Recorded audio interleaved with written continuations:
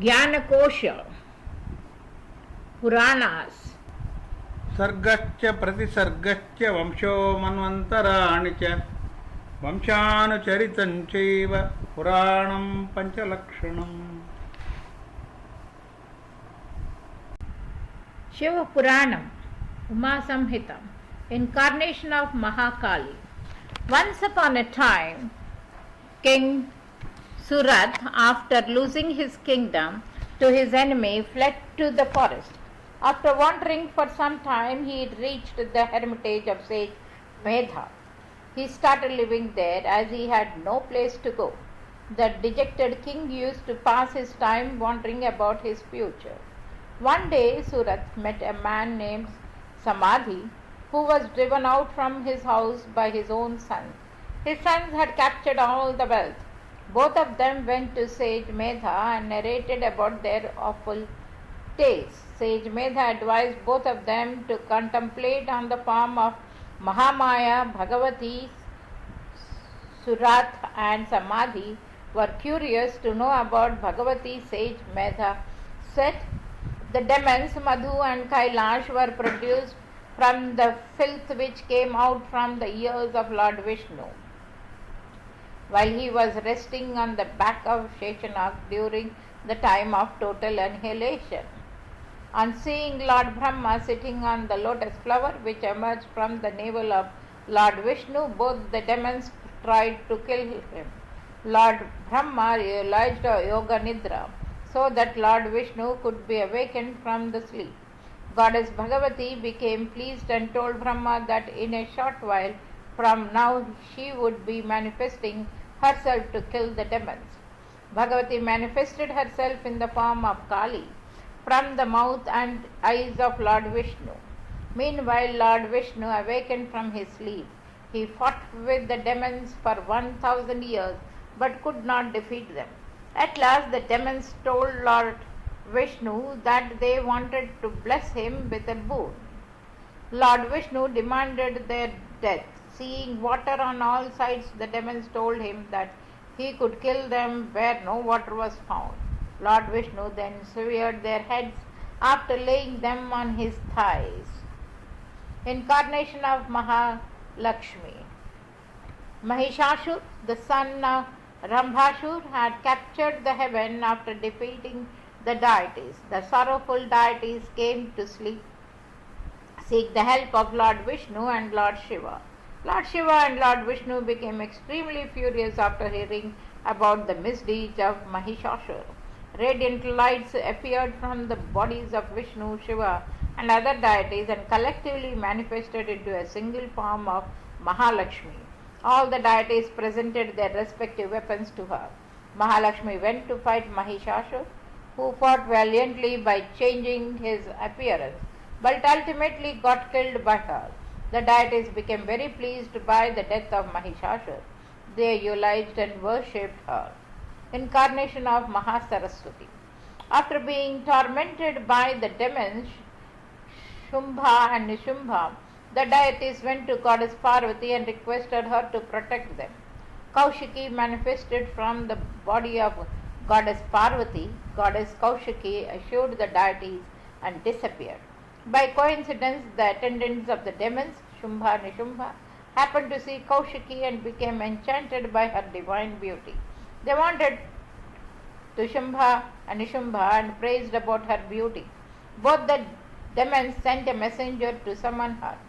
Kaushiki asked the messenger to convey the message to the demons that only such a person can become her lord who defeats her in a battle. The messenger returned and gave the message to Shambha and Nishubha. Both the demons were enraged. They sent a huge army to bring Kaushiki forcibly under the commandership of Dhumralochana. When Dhumralochana reached there, he told her about his master's command.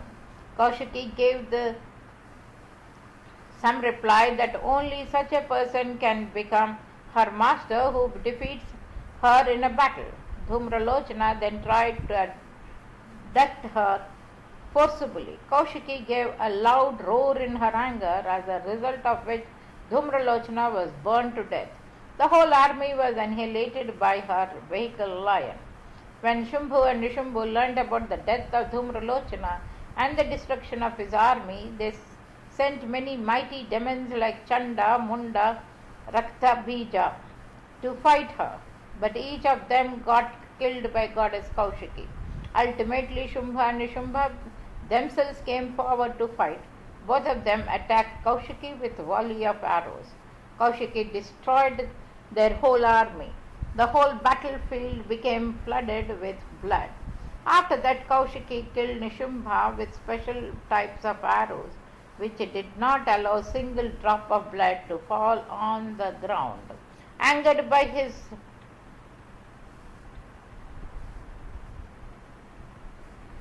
brother's death, Shambhu attacked Kaushiki with his various weapons, but she neutralized all of them and at last she killed Shambhu with her trident.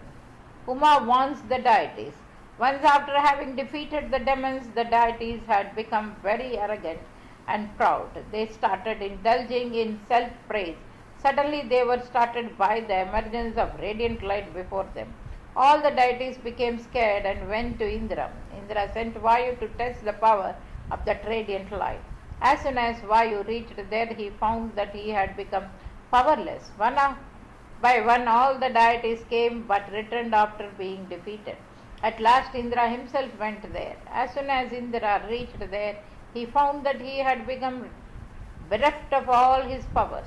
Suddenly, goddess Uma manifested herself and warned Indra against becoming arrogant. Indra realized his mistake. The incarnation of Shakampari, the most valiant demon Durgam, had acquired all the four Vedas from Lord Brahma after pleasing him. Lord Brahma had also given a boon of invisibility to him. Durgam became very arrogant and started tormenting the whole world. As a consequence, it did not rain for 100 years and the whole world was hit by drought. The deities went to goddess Maheshwari, Parvati, and narrated about her their awful tales. Goddess Maheshwari was so moved by their plight that tears rolled down from her eyes for 9 continuous days and nights. The tear took the form of a river, as a result of which the phase of drought came to an end. The deities then requested her to recover the Vedas which were in possession of Durgam. They went back to their abode. When Durgam saw that people were living happily, he attacked with a large army. At that very moment, goddess manifested herself and fought a tremendous battle with Durgam. From her body manifested the 10 Mahavidyas and many other goddesses emerged. At last, goddess Maheshwari killed Durgam with her trident and recovered the Vedas from his possession. She then handed over the Vedas to the deities. Maheshwari is also known as Shakampari, as she had created river by her tears and saved the lives of people.